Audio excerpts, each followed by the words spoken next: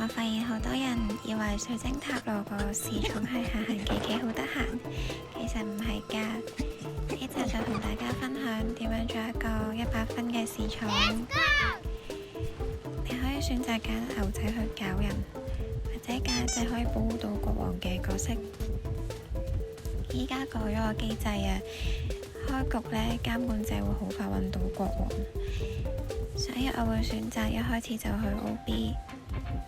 慈善家佢個電筒呢，佢除咗鎖技能，佢仲可以唔俾佢用靈童咯。佢要 unlock 咗個電筒鎖技能，佢就可以開靈童揾國王。有錢可以選擇俾國王，如果騎士今場好窮就俾啲錢騎士。跟住夠鐘就要開水晶。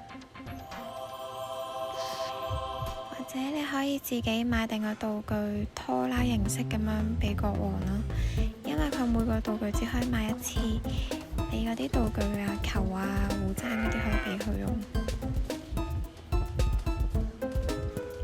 然後打輪椅妹，我會鎖佢技能咯，因為佢開咗水晶好勁噶。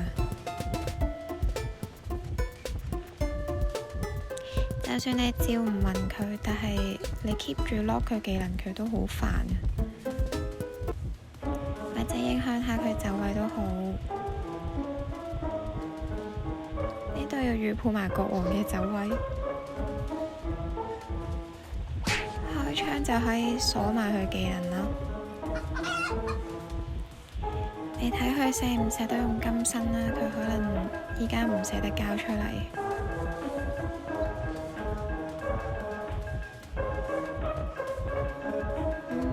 太少玩慈善街啦，我應該放個電筒，然後再開我自己個電筒。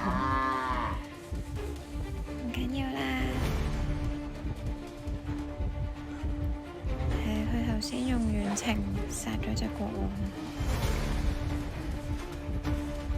而家要等水晶啦，開水晶對大家有極大好處咯。我哋隻監管嘅技能都會變勁。你隻國王捱到10分鐘，大門就會開咯，咁就要衝門。因為佢隻國王死咗，所以佢哋輸咗咯。